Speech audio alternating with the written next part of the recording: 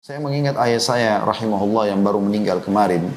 Beliau tiap hari selalu keluar untuk bersedekah dan saya sering kali ikut ya.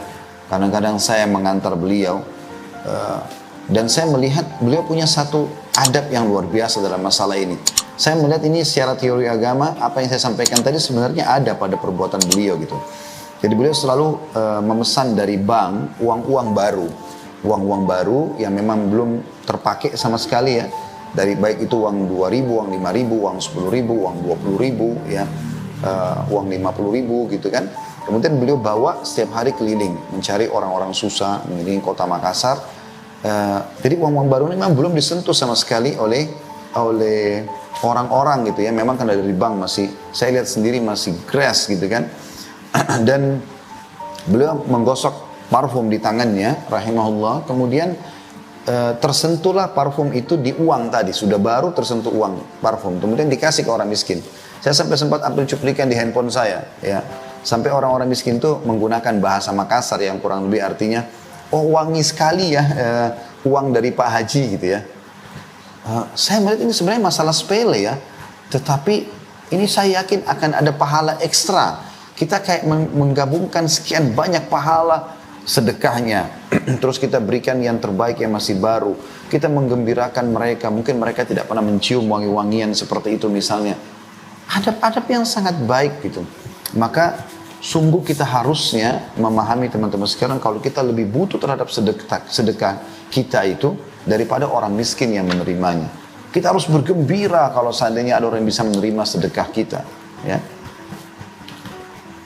Dikatakan oleh Al-Laits ibn Sa'ad rahimahullah tentang masalah ini, barang siapa yang telah mengambil dariku satu sedekah atau hadiah, maka hak dirinya atas diriku adalah lebih besar daripada hak diriku atas dirinya, karena dia telah menerima apa yang telah aku korbankan kepada Allah subhanahu wa ta'ala. Maksudnya orang miskin yang menerima sedekahku lebih layak untuk aku hormati, lebih layak untuk aku terima kasih padanya, lebih layak untuk aku dahulukan dalam segala hal, karena dia telah menerima sedekahku yang akan diterima oleh Allah.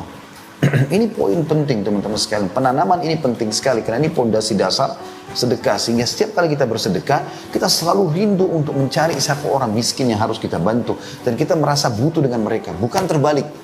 Ya, kebanyakan orang memahami bahwasanya orang yang minta itulah yang butuh. Subhanallah. Ini konsep yang keliru.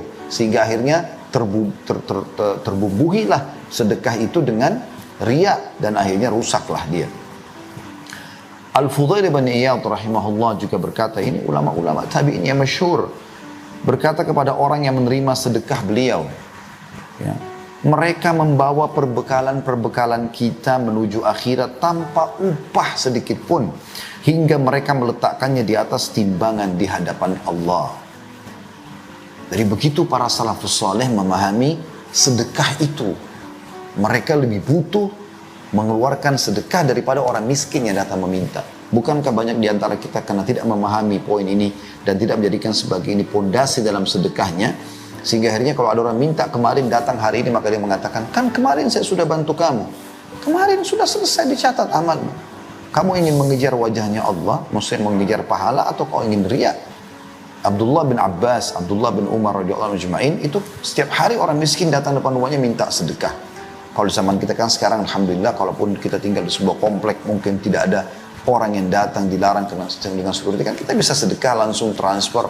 Sudah sangat mudah di zaman sekarang ke rumah yatim, ke manalah ya orang-orang miskin, kita tahu nomor rekeningnya atau yayasan sosial, bisa kita dapatkan pahala itu. Tapi yang jelas para sahabat ridwanullahi alaihim, kalau ya orang-orang miskin itu sudah tidak ditemukan depan rumah mereka di pagi hari seperti biasanya, maka mereka keluar membawa sedekah mereka untuk mendatangi langsung orang-orang miskin itu. Begitu mereka memahami luar biasa kebutuhan mereka terhadap sedekah. Kita yang butuh terhadap sedekah itu teman-teman, dan bukan orang miskin itu. Nilai yang kita berikan itu akan kita terima full, bahkan dilipat gandakan sampai 10 kali lipat di akhirat nanti. Nanti akan kita jelaskan di antara keutamaan sedekah insya Allah berhubungan dengan masalah itu. Sementara uang atau harta yang diterima oleh orang miskin tersebut akan habis, dia beri makanan, dia beri pakaian, selesai. Tapi Anda tidak kehilangan itu. Secara teori agama Anda akan terima utuh pada hari kiamat. Umar bin Khattab berkata tentang masalah sedekah ini, sesungguhnya amal itu saling berbangga-bangga diri. Lalu sedekah berkata, saya adalah yang...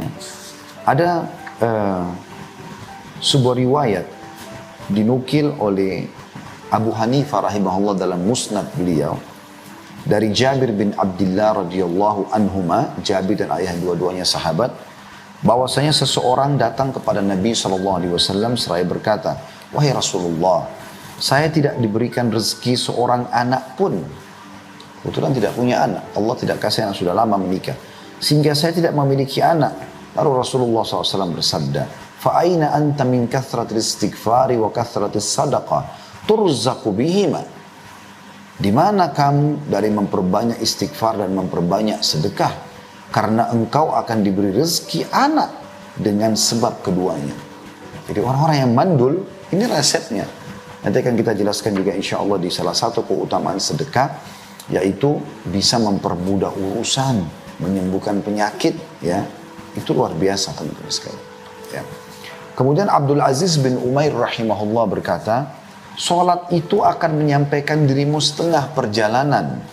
Puasa menyampaikan dirimu kepada pintu sang raja.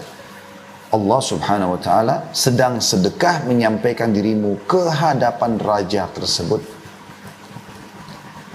Yahya bin Mu'adz rahimahullah berkata, tidaklah saya mengetahui sebuah biji dari amal saleh yang mengimbangi gunung dunia kecuali sedekah. Ibnu Abil Ja'ad berkata rahimahullah, sungguhnya sedekah itu benar-benar menghilangkan 70 pintu kesusahan dan keburukan. Ya, subhanallah, ini poin perlu digarisbawahi. Saya menemui banyak orang yang sudah mempraktekkan ini, yang mengungkapkan kepada saya sendiri, subhanallah.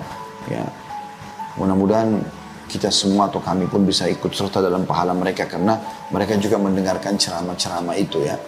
Jadi mereka membahasakan, saya Ustadz sampai sudah ketagihan dengan sedekah. Sampai ada seorang pengusaha yang besar di Jakarta, ya.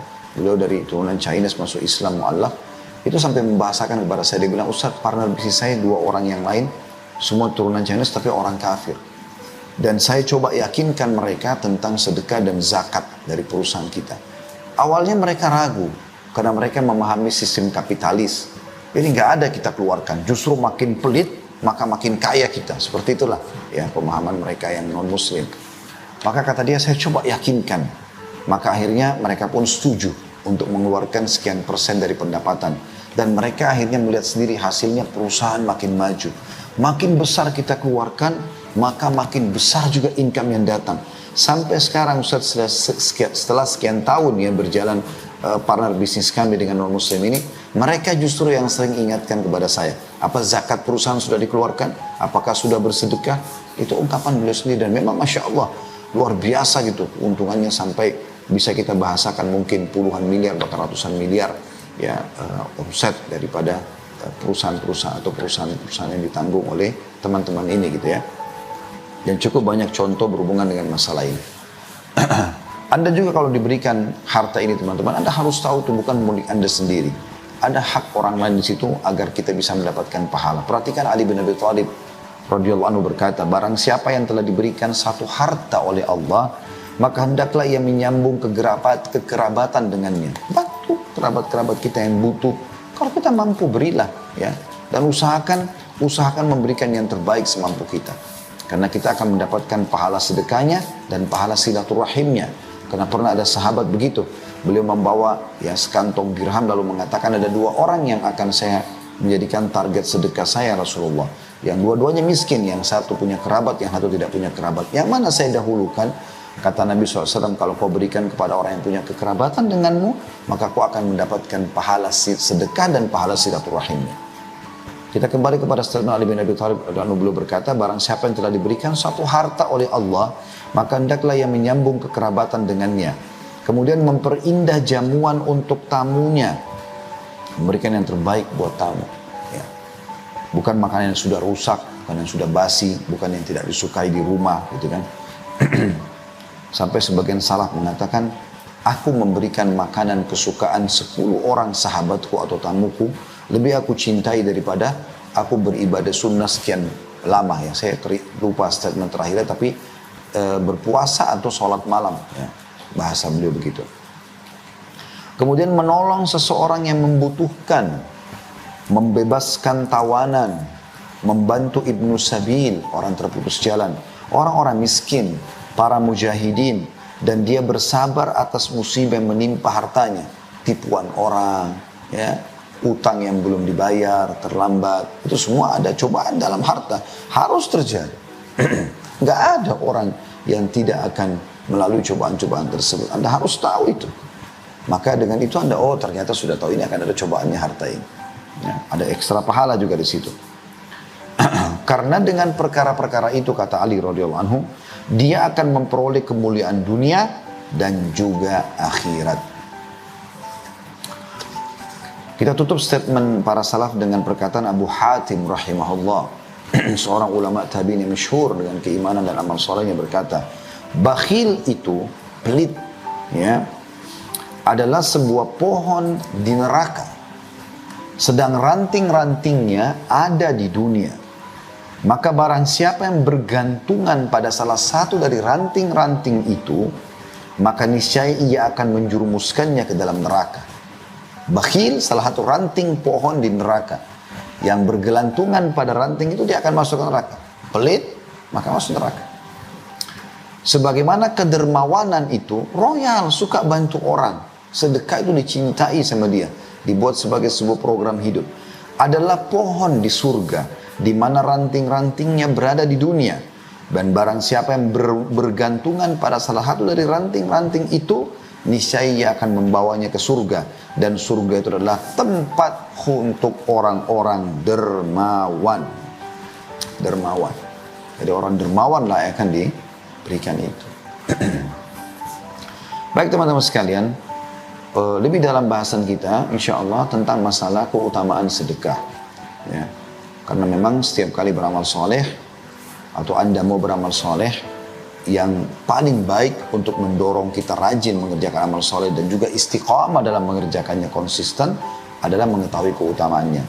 Saya akan sebutkan insya Allah kurang lebih 9 ya keutamaan bersedekah. Yang pertama tentunya, sedekah itu akan mensucikan diri kita dan membersihkan dari dosa-dosa. Jadi dengan sedekah dosa kita bisa dimaafkan oleh Allah. Diambil dari surah At-Taubah, surah nomor 9 ayat 103, yang Allah subhanahu wa ta'ala berfirman, A'udzubillahi minasyaitonirrajim, khudh min amwalihim sadaqatan tutahhiruhum wa tuzakkihim biha wa salli alaihim inna salataka sakanun lahum wallahu sami'un alim. Ambillah zakat dari sebagian harta mereka, yang dengan zakat itu kamu membersihkan dan mensucikan mereka, hai Muhammad. Dan berdoalah untuk mereka.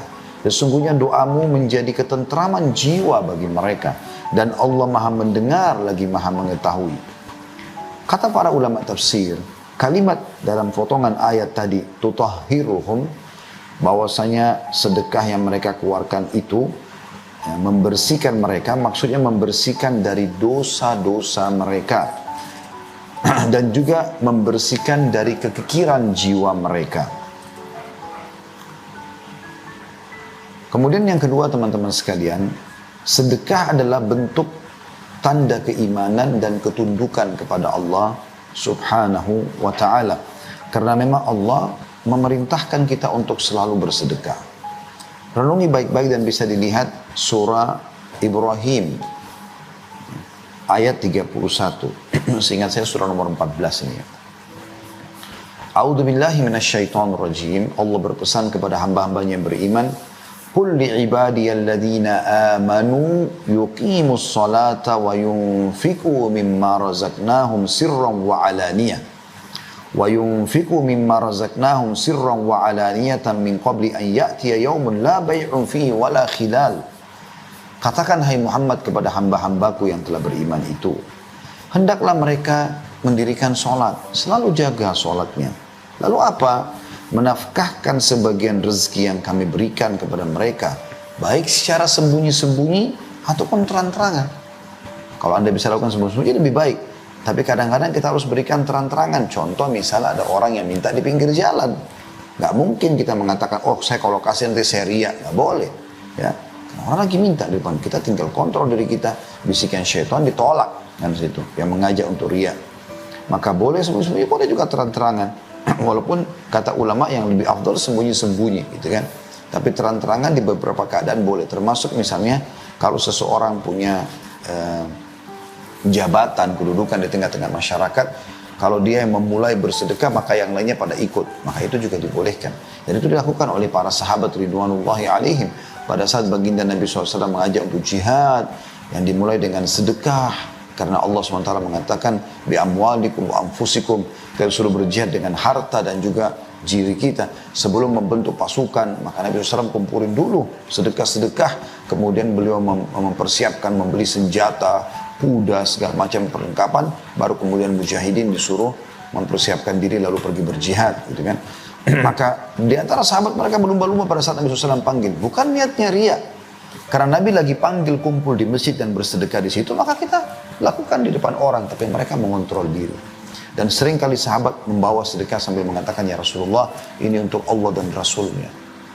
Ya. Itu yang dikerjakan oleh banyak sahabat, di antaranya Abu Dahda radhiyallahu anhu. Beliau menyumbangkan kebun kurmanya yang sangat baik, ya, subur, ada mata air yang sejuk, ya, namanya Bayruha, di depan masjid Nabi SAW, termasuk kebun kurma yang paling baik dan berhasil panen di Madinah. Lalu Allah SWT turunkan firman-Nya, man dzalladzi yuqridullaha qardan hasanan fayudha'ifu lahu adha'afan katsira. Siapakah yang mau meminjamkan untuk Allah, maka Allah akan gantikan dengan kelipatan-kelipatan yang banyak. Maka dia datang kepada Nabi SAW mengatakan, ya Rasulullah, apakah Allah minta pinjaman dari kita? Kata Nabi SAW, iya. Tapi tentu Allah tidak butuh itu. Allah memberikan kesempatan berpahala di situ. Dia mengatakan, ya Rasulullah, Bayruha adalah kebun kurma kesukaanku, maka aku akan sedekahkan karena Allah. Itu didengar oleh para sahabat yang lain. Tapi beliau bisa mengontrol dirinya karena waktu itu turun ayat, Nabi SAW sampaikan depan para sahabat. Beliau ingin meraih pahala itu. Pernah juga terjadi, maka Nabi SAW berkata kepada Abu Dahda, sungguh ya harta yang menguntungkan untukmu. Juga Nabi SAW pernah melihat ada beberapa orang miskin datang, saking miskinnya wajah mereka kelihatan bekas kemiskinan ya. Gelap, berantakan, baju mereka cuma satu kain, kalau tertiup angin bisa tersingkap.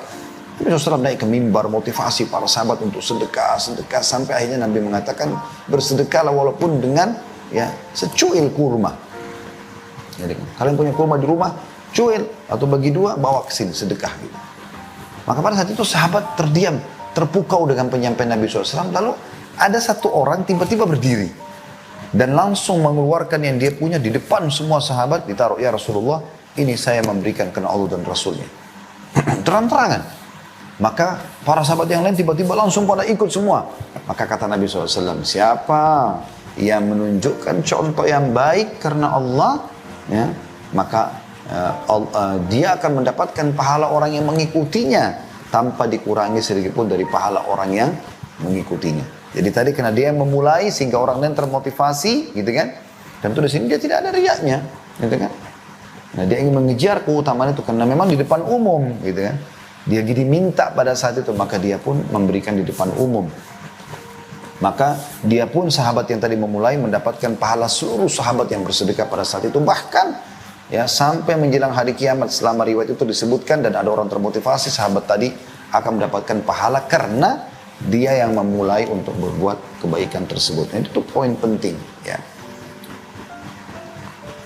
Lalu kata Allah Subhanahu wa taala, saya lanjutkan ayatnya surah Ibrahim itu, saya ulangi dari awal ya. Katakanlah kepada hamba-hambaku yang telah beriman, hendaklah mereka mendirikan salat, menafkahkan sebagian rezeki yang kami berikan kepada mereka secara sembunyi ataupun terang-terangan, sebelum datang hari kiamat yang pada hari itu tidak ada lagi jual beli, tidak ada lagi persahabatan.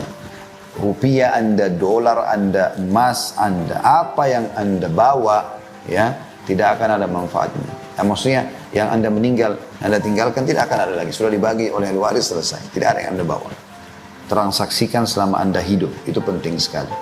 Juga Allah sebutkan dalam surah Al-Baqarah, surah nomor 2 ayat 254. A'udzu billahi minasyaitonir rajim. Ya ayyuhalladzina amanu anfiqu mimma razaqnakum min qabli an ya'tiya yawmun la bai' min qabli an ya'tiya yawmun la bai'un fihi wala khullatun wala syafa'ah wal kafiruna humul zalimun. Hai orang beriman, belanjakanlah di jalan Allah sebagian dari rezeki yang telah kami berikan kepadamu sebelum datang hari yang pada hari itu tidak ada lagi jual beli, tidak ada lagi syafaat. Dan orang-orang kafir itulah yang adalah orang-orang yang zalim. Maksudnya tidak ada syafaat, tidak ada lagi pertolongan pada saat itu. Dan ayat berhubungan dengan masalah ini banyak sekali, tapi saya berharap sebagaimana saya termotivasi teman-teman dengan ayat ini, saya juga berharap teman-teman begitu. Ini ayat yang harus kita renungi sama-sama. Surah Al-Munafiqun ayat 10. Bunyinya a'udzubillahi minasyaitonirrajim. Wa amkan berbagi kepada orang. Lalu dia berkata pada saat datang kematian kepada salah seorang di antara mereka, "Ya Rabbku, mengapa engkau tidak menangguhkan kematianku sampai waktu yang dekat?" Artinya berikan aku waktu walaupun kalau bahasa kita berapa menit saja. Untuk apa? Untuk kembali biologi sama istrinya, untuk kumpul sama anak-anaknya, kembali pamit sama teman-temannya. Enggak. Dia mengatakan yang menyebabkan aku dapat bersedekah. Dia menyesal kenapa ada di rekeningnya tersisa dia enggak sedekahkan semasa dia hidup. Dan aku termasuk orang-orang saleh. Setelah itu, setelah sedekah baru menyebutkan amal saleh secara umum. Ya, saking pentingnya sedekah itu. Maka bagi anda yang masih suka perhitungan jalan Allah, maka tentu anda sedang menutup pintu-pintu rezeki dan keringatnya sendiri. Ya, karena pada saat itu orang tenggelam dengan keringat-keringatnya sendiri. Yang disebutkan diantaranya adalah orang yang suka bersedekah. Dari riwayat Uqbah bin Amir radhiyallahu anhu, beliau berkata, saya mendengarkan Rasulullah SAW bersabda, "Kullu mri'in fi dhilli sadaqatihi hatta yufsala bainan nas, au qala hatta yuhkama bainan nas." Setiap orang berada di bawah naungan sedekahnya hingga manusia diadili dalam kurung oleh pengadilan Allah. Atau beliau bersabda hingga keputusan di antara manusia ditetapkan oleh pengadilan Allah. Hadis ini diriwayatkan Ibnu Khuzaimah dan sanadnya sahih sesuai dengan syarat Imam Muslim. Abul Khair, seorang perawi hadis ini, setelah dia nukil hadis ini, tidaklah melewatkan satu hari pun setelah dia tahu hadis ini kecuali dia bersedekah walaupun hanya dengan sepotong kue atau sebutir bawang. Juga disebutkan dari salah satu 7 golongan yang akan dapat naungan Allah pada hari kiamat, tidak ada naungan kecuali naungan Allah, adalah sabda Nabi SAW, "Rajulun tasaddaqa bi sadaqatin fa akhfaha hatta la ta'lama shimalu ma qaddamat yaminu," atau ma yunfiqu yaminu. Jadi ada 2 riwayat atau 2 potongan riwayat ya. Dan seorang laki-laki yang bersedekah dengan suatu sedekah lalu merahasiakannya hingga tangan kirinya tidak mengetahui apa yang diberikan oleh tangan kanannya. Hadis ini riwayat Bukhari Muslim. Yang keempat teman-teman, sedekah akan menyelamatkan dan menghindarkan dari musibah dan menjauhkan dari kematian buruk.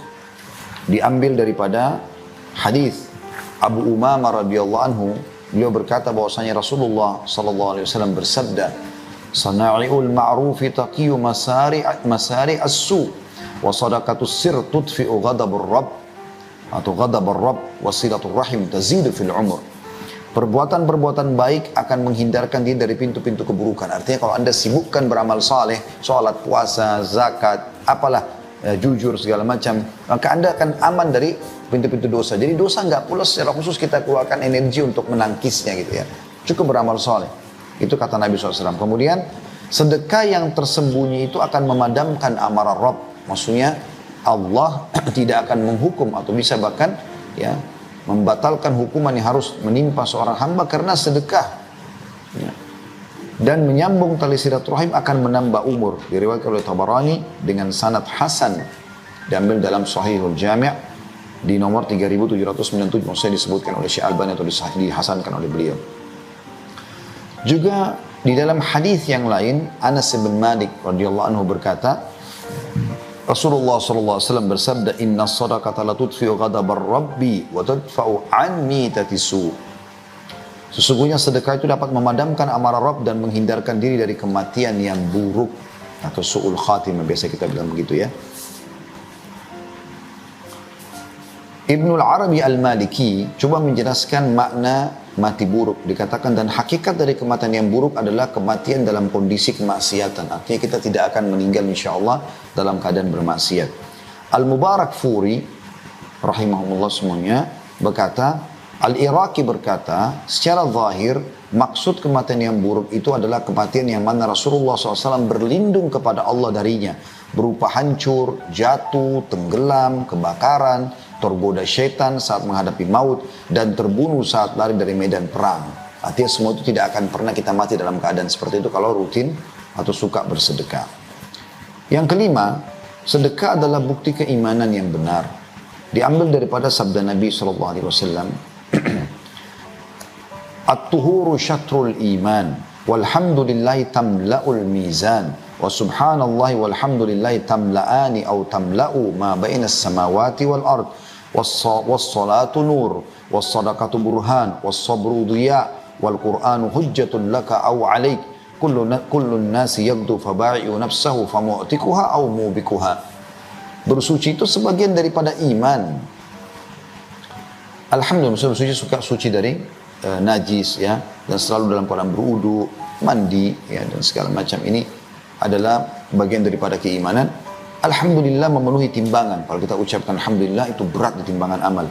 Subhanallah dan alhamdulillah, kalau ditambah alhamdulillah dengan subhanallah, memenuhi apa yang ada di antara langit dan bumi ya, dari sisi pahalanya ya. Salat itu akan jadi cahaya kehidupan. Sedekah itu bukti yang nyata terhadap keimanan. Ini saksi bahasan kita.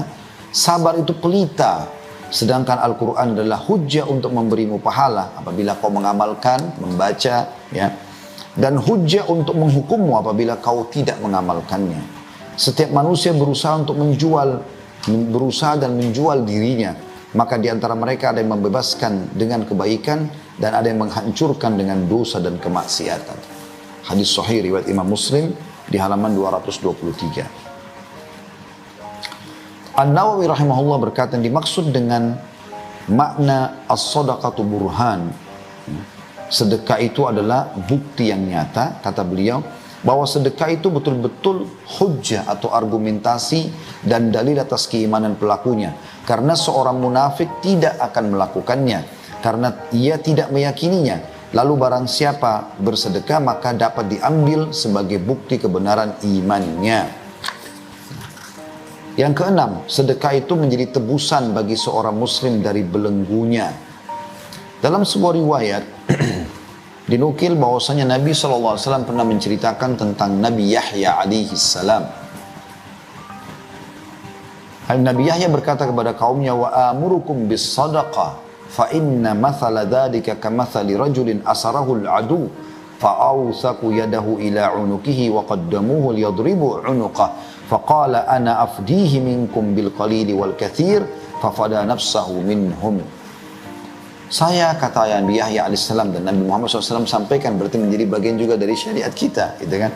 Saya memerintahkan kalian untuk bersedekah, karena yang demikian itu adalah seperti seseorang yang ditawan oleh musuh, lalu mereka mengikat erat tangannya pada lehernya, lalu mereka menghadapkannya untuk memenggal lehernya. Kemudian dia berkata, saya akan menebus diriku ya dengan ini dan itu dari hartaku. Dan terus saja dia menebus sampai akhirnya dia selamat dari mereka. Diriwayatkan oleh Tirmidzi dengan dinyatakan hadisnya hasan gharib, namun disahihkan oleh Syekh Albani dalam Sahih Sunan At-Tirmidzi di nomor 2 di halaman 378, juga di halaman 1298.